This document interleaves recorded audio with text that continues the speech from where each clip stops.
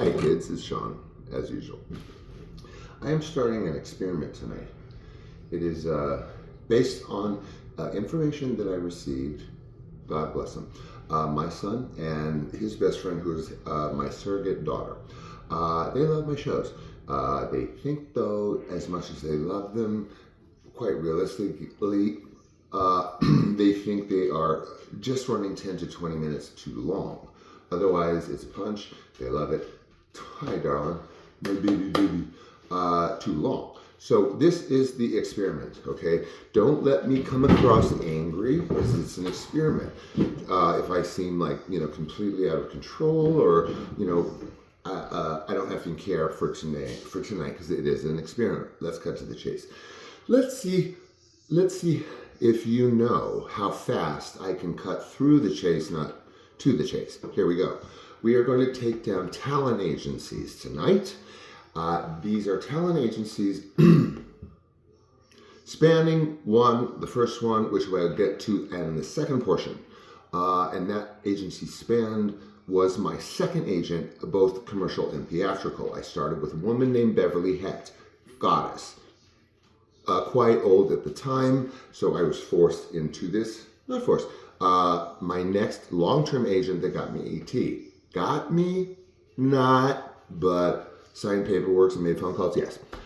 That agency that I was with after Beverly Hecht, I was very young, 8, I went with, was called Herb Tannen and Associates in Hollywood.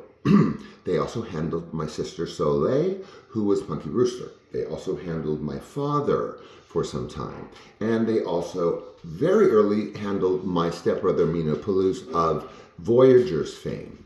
He was miraculously famous with a well-deserved commercial from Keds, putting him on the map and then exposing his utter brilliance to the world, which could have outdone Henry Thomas by a continent. I love your performance, Henry, but there is that possible equivalent. There, where was I? Oh, talent agency. So I am in this talent agency, okay, established, big, got me ET, long time with them, put them second. Let's start with the latter talent agency. After I left Herb Tannen, which we will get to for the reasons of getting to, chop chop, was called, again, second, third-ish. First, Beverly Hecht, strictly commercials. Second, Herb Tannen, commercials and theatrical. Many years. Got me ET, or, got me ET. Astangu. Anyway, so second one that I moved to was called The Artists Group. And they're were located in Century City, which is probably, as you know, just west of Beverly Hills. I do not, unfortunately, remember the names of those agents, as they were 1980, hold on, let's say I was with the artist group from 1984 to 1988. So that's a good chunk. I went in there, I was very welcomed, I did my Sean acting thing that I was, a face that was glued onto me at 6 years of age. Remember Yahoo Mountain Dew, that's why I have a pension, because I belonged to 3 unions since I was born. Period, the end, chop chop. The artist group. Okay, so this is second one. Third one, Beverly Hecht, Herb Tannen, and then I will get to the names in Herb Tannen, and the artist group. Third, starting first. In the artist group, I left Herb Tannen thinking that, E.T., now I'm going to take off. Not. I was either relegated to a felonious drug dealer, bad influence, a hit and run, a pot-smoking manager of a retail operation, and that must have been, 2 years after E.T., etc., etc. Punk boyfriends, nefarious characters. I thought it was like the pretty innocent whatever from E.T.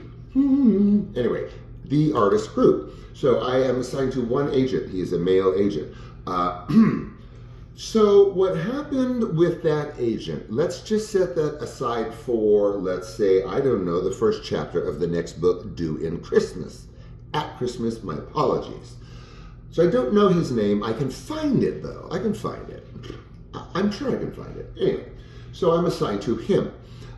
For reasons that I cannot get into, let's just say that I was moved for reasons to be explained at a later date from his care as an agent. Hi, let me find the pencil. Knew a few people, they usually do.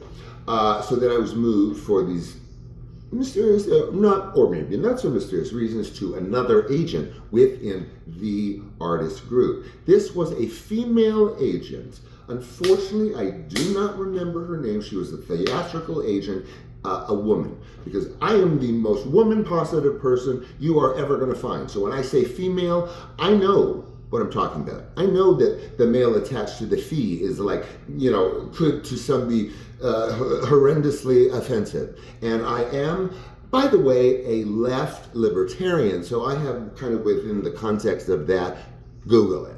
Anyway, back to the artist group. So I'm shuffled along to this female agent that I don't know honestly who she is, because I am only going in to the reception area, meeting some lady, and then ushered into this male agent. This male agent, I get shifted to this female agent. Well, this female agent is like really, really friendly. But, short-lived, like fast friends happen, right? But fast friends who are your agent don't usually agree to go to a jazz club that does serve food and lots of alcohol to see a jazz performer as accompaniment. In other words, we went there. We met there. Yes, actually, I think we met there, and then she was driving and was supposed to drive me home. It doesn't matter. So, fast friendship with my new agent, like completely conflict of interest and wrong on so many levels. Then I'm invited or end up with this female agent who's my new agent. My life is invested in agents and their brains and their fingers and their pencils since I was 6 in the tree, not doing this, but kinda with the Mountain Dew. Back to the female agent. We are now in this jazz club and I am drinking. Oh boy, get this. I'm having a martini. I am 16. I'll give him the benefit of the doubt. I could have been 18. I could actually wear, not 19, but I had just done Tough Love, so I know I was 18. So with my martini, with this, and I'm sorry I forgot the drink wrong, but this female agent in all reality, in all galaxies, in all universes, was there with me, having my martini, listening to jazz, maybe eating some food. Actually, Howard Hessman walked in, and I mistook him for Frederick Forrest, famous actor, Apocalypse Now, Howard Hessman, head of the class, do the math, Google it. I mistook him because I did all the wardrobe for Valley Girl, and I just, in my martini stupor, thought Howard Hessman was Frederick Forrest, both of which I know. Irrelevant. So after, let's just give her the benefit of the doubt, I had one martini. Let's maybe just say I had a Cosmo. Hi, what about a Midori Collins? Doesn't matter. Ages and laws. Okay, right. So maybe inappropriate. She's from Guam. She doesn't know. She was raised there, but she has a good American accent. So she's not aware of American policies and laws and rules. So now we're wrapping up. I've had my whatever. Jazz is over. Bye-bye. I think somebody was there. Probably somebody I knew, or we both knew. So then we're driving. Now, I don't remember if she was supposed to take me home or I was supposed to go back to the club to go home. I may even had my own car. In fact, I may have. Either way, I end up in a car with that female agent when I was there at the artist group. Do the math, Google, go to, deep internet, I don't care. So we're sitting in the car, right? Post Jazz Club, Pleasure Dome. And I am sitting in the driver's seat for whatever reason, sue me if I was in the passenger seat.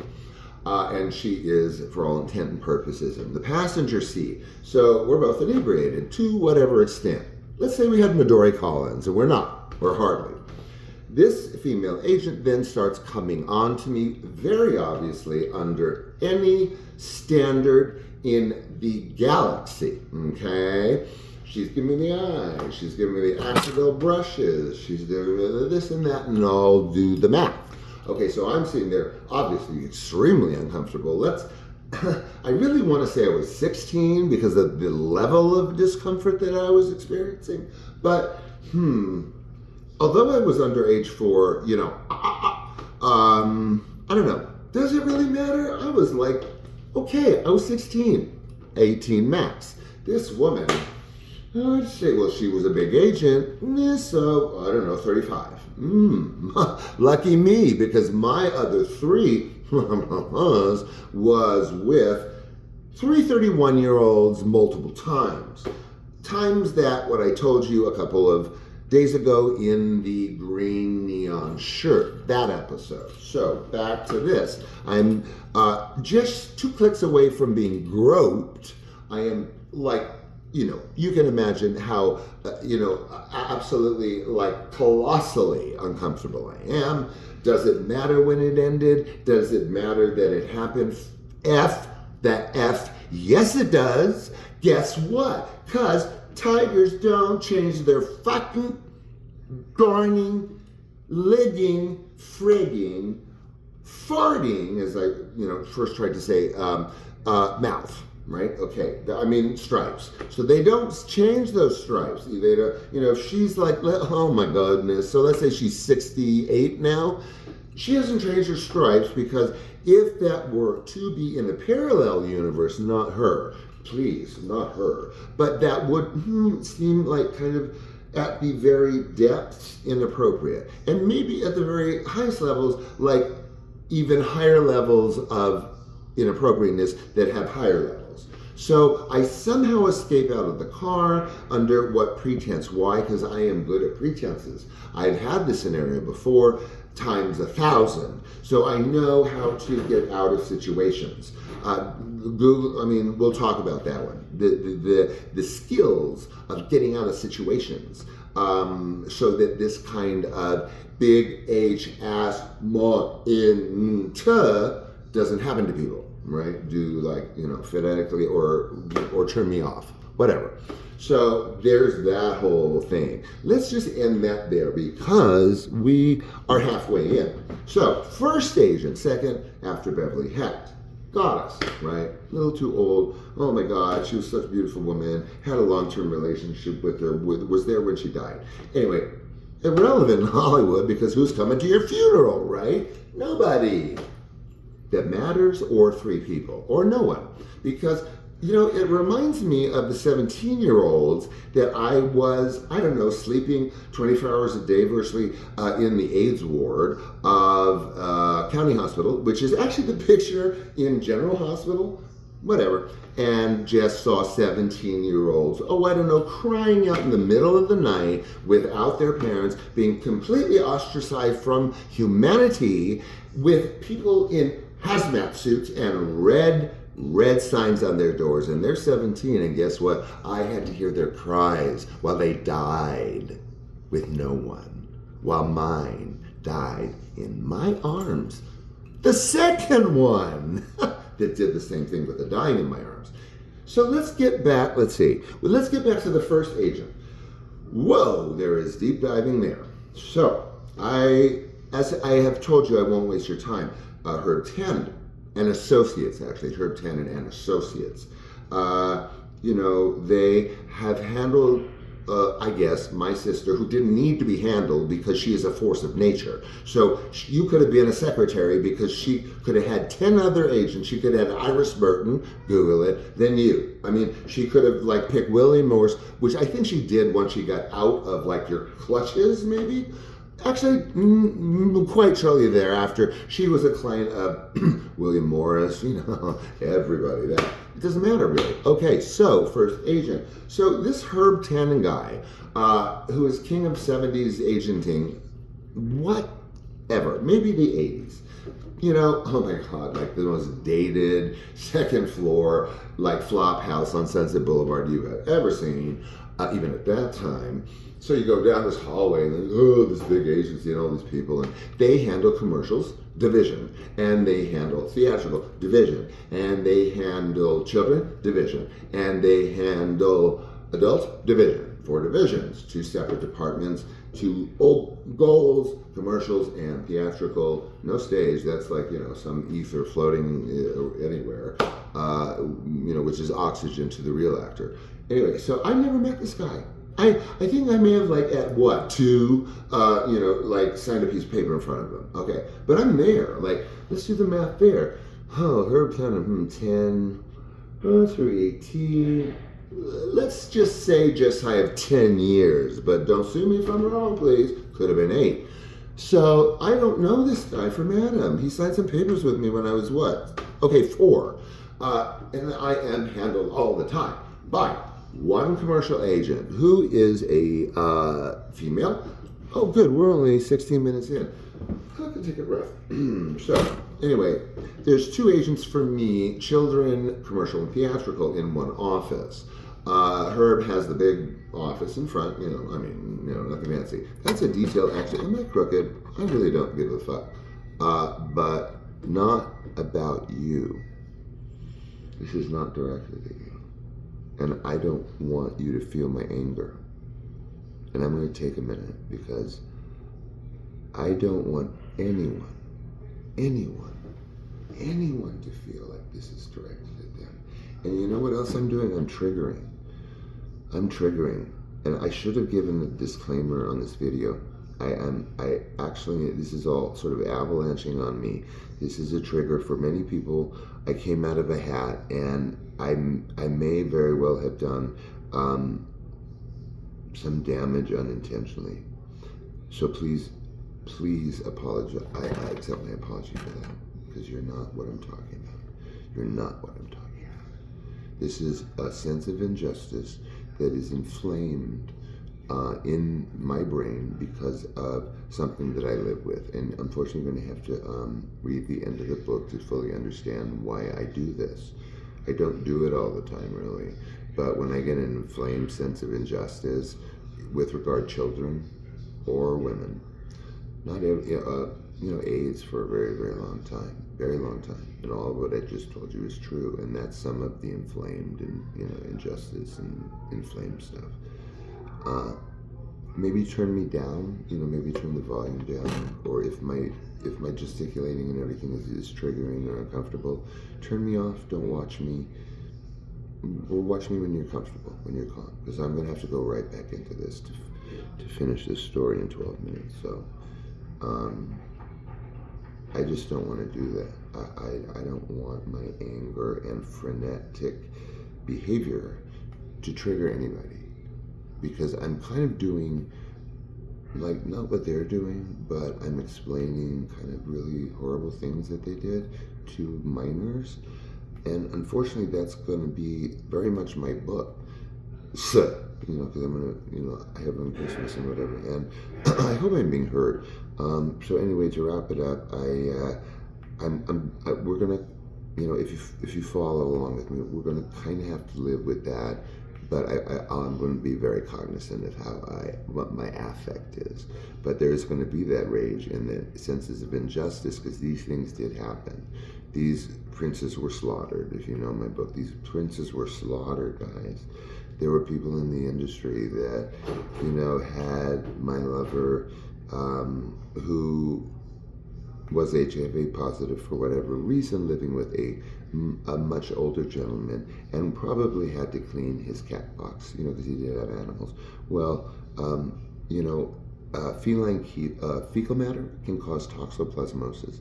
Toxoplasmosis is like unliving a very, very long and painful and confusing type of painful Alzheimer's, but in completely different directions, and we're talking about a 19-year-old. So I'm going to get back to this, and if it's feeling triggering, then maybe watch it later, okay? So okay, let's start with The Office. Okay, so I'm in this office, right, with these 2 people, because it was the commercial, children's commercial theatrical. They work in tandem. It's cheap. They can talk to each other across the room. commercial here, theatrical here. So I had this really long-term relationship with my theatrical agent at that time, working during the period of, I would say, at least for me, late 70s, early 80s. And her name was Collie Vidal. And she is of origin and Australian. And she may be in Australia, or she may have passed.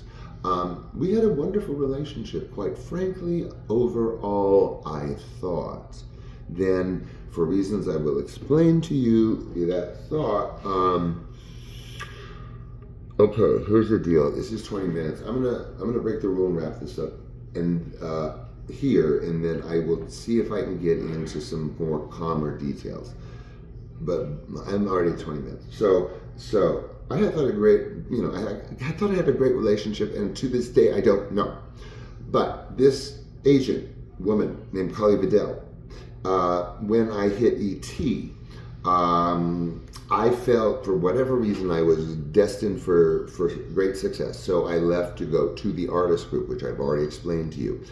In that midst, remember, these are the 80s, there's AIDS, and people are terrified of breathing the same air of gay people because of AIDS. Okay, so my agent at the time, towards the end of our relationship, and not necessarily because of what I'm about to tell you, it was rumored, it was alleged, it was rumored from reliable sources, but this is it's not even an allegation. It is based on a rumor, let's say. So I want to stay out of that part.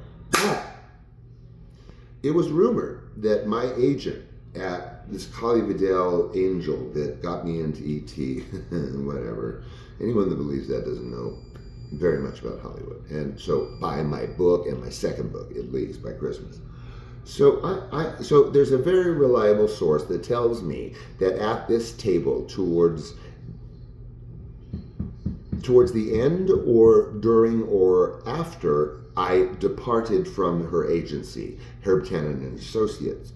So Collie, apparently through rumor, I hear, had said, or no, take that back, I heard, and she may well have said, but I'm not saying that, was at this table where someone said, in reference to me, with all of the gay rumors around me, that I got married, I did everything I could, they were still swirling around me, and hey, you know what, it didn't help that I would go to the Children in Film Awards and wear a 1940s gabardine suit with a huge Valentino woman's gorgeous clustered necklace around me. So I'm sure that didn't help. Long story, we'll tell you all about that at another time, and that branches out into the awards, which, then there's all the awards kids to tell about. So I'm hearing this rumor, man. I'm like, whoa, wait a minute. This is like major tragedy and major betrayal. Guess what? So the people that were allegedly at that table when she allegedly was also incidentally there, but incidentally appeared not to have said anything, intravenously, with humor, with objection, nothing. And this is the rumor, the very reliable rumor of a rumor, okay? That she was at the table, and that this writer and this director, well known, were also at the table. And then let's say some third party, whomever, said about me when I came up in the conversation, quote, and I've been quoting this for God knows how many decades, "You better not bend over in the kitchen." Now let's sit with that for 5 seconds. "You had better not bend over in the kitchen" implies that if you do bend over in the kitchen with me in the kitchen, that some sort of automacy will occur, because I am not of your sexual orientation. Excuse me for the word sexual. I meant not of your identity having to do with your intimate relations with other people. And I do apologize for that word. So, this was said to me, that she was present at this conversation, at this table, Collie Vidal, who was like some sort of like ridiculous surrogate mother to me. Nothing was said. Okay, I'm gonna give you the upshot, the shocking, like ender, the cliffhanger, and dudes, I am here every night. You think I don't have all this to tell every night? It's just this is the experiment, right? This is me like, off the chain, or what are they? Too much or over the top. Remember we talked about that? Okay, here's the cliffhanger. Those two people at that dinner table that were the writer and the director were landlords of a house of a gentleman that was the second lover of my life. Second love of my life. He happened to rent a room in the house with that director and that writer who was at that table, allegedly with my theatrical agent, Collie Vidal of Herb Tannen and Associates. The one that I had virtually never met until I got ET. Then he was all over the set. Hi. Another show. So the cliffhanger is, man, it turns out the director and the writer who heard at the table then saw me come by because I was dating the second love of my life. And because of that, they assumed that he was gay. And within 24 hours, they demanded that he move because he was gay and probably had AIDS, and they were already scared. They got it from the bathroom that they shared, the guest bathroom. Okay? So since he was required to move out in 24 hours, I came. And just the two of us had to move his bed, out of this small tiny house in Laurel Canyon where there is no parking. It's very unsafe. It's like, but we were parked there, and we had to move all of his furniture and his things into my car, and I had to bring him to my home into this small spare room that we kept available for family, you get it. And he had to live there. He became a very, very successful producer, by the way, guys. And very successful in public relations, and he actually was in the running in politics, local politics. He actually ran and lost. So we're not just talking about some lover of Sean's, okay? We're at 27 minutes, and I'm going to keep this at 29. It's not 20 like my son, my beautiful son and my beautiful surrogate daughter suggested, but that's it. Done. Over. He had to move out. They thought he had AIDS. This crushed souls everywhere and just splattered hypocrisy and ignorance everywhere. As you can imagine, if you have been listening to me for the past 28 minutes, okay? I promised 29. And I'm gonna keep them to 20 because I listen to Who Matters this generation. They can recite their own hip-hop music about 150 times faster, as smart as any of us were, than we can. So y'all may be like, offended by that music, but guess what? You couldn't memorize 150 words in 40 seconds. I mean, do the math. Let's all give ourselves a break. I had a really crappy day today, and I turned it into a wonderful day. And as usual, why? Because I look forward to talking to you, and I am not crapping you, man. Some days let's just say I enjoy this, and we are now at 29 minutes is what I promised. You put up with a lot with me, but just know it's consistently inconsistent. It's reliably unreliable, and I love you, and I'll see you tomorrow.